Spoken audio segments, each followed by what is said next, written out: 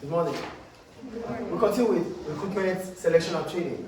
In the last class, we talked about the cost of recruitment and selection. So today, we're going to talk about the cost of training.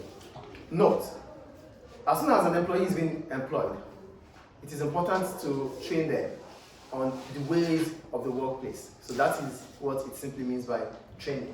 So training improves the skills and knowledge of employees. So not only existing employees, not only the new recruits that you have to train, you might also have to train existing employees, because when you train existing employees, you are training them on those things they don't know, and that might give you a competitive advantage over your competitors. That is simply what training is about. So let's look at the cost of training. Cost can be so high that, for training costs now, cost can be so high that business may feel reluctant to train employees. Some training costs are inevitable and they have to be met by employers. Okay? By employers. Please change that to employers. For example, health and safety training. When we talk about health and safety training, this is simply about, it is part of the legal requirement. Workers need to be trained on health and safety because their health, their wellness is paramount to government. So there are things that we cannot, there are regulations which we cannot bypass. So it means workers have to be trained on health and safety because there are regulations of the government. We have to do it, it's law.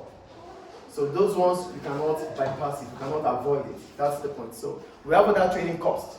The first one I'm going to talk about is training costs and other resources. Extra training will involve making payments to the business which carries out the training.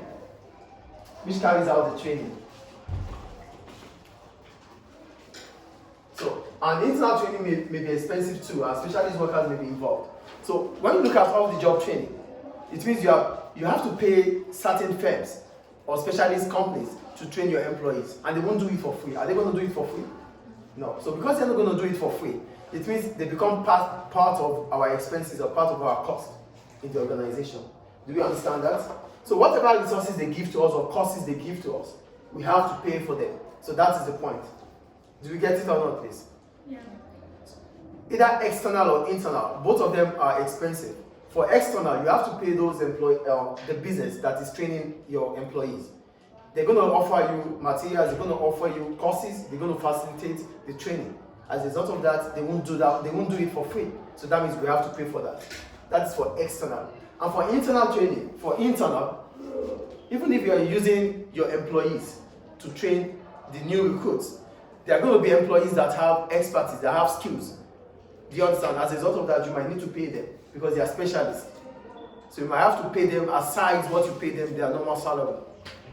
So either ways, you are spending on training. Do you understand the first cost here?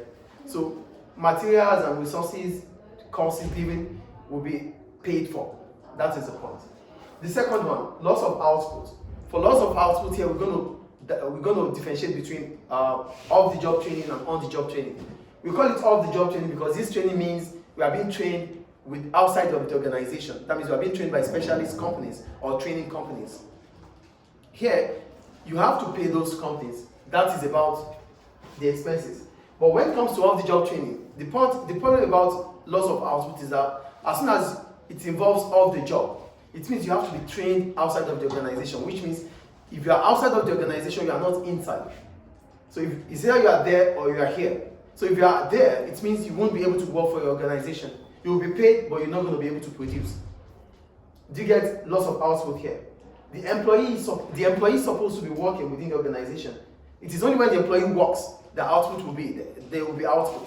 But because the employee is absent, it means the work the employee is supposed to do is not going to be done. So the employee's output is missing. That is loss of output. Do you get off the job training here? Because the employee is not present at the workplace, it means he or she has to be trained outside of the organization. That means he's not going to be or she's not going to be doing anything within the organization. No output from that employee. Then for on-the-job training, which occurs within the premises of the organization, loss of output can also occur. How? Most of the time, when you are training new recruits, they might make mistakes. So if there's a mistake, you have to start over again. So starting over again means you are wasting resources. Wasting resources in terms of wasting time. You cannot produce goods that lack quality or that there are mistakes in to customers. They're not going to buy. And if they actually bought it from you, the feedback will be no more coming to you.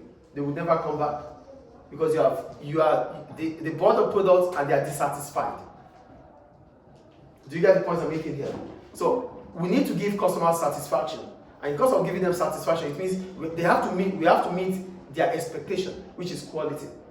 So a product that is produced by a trainee might not be as good as a product that is produced by an existing employee.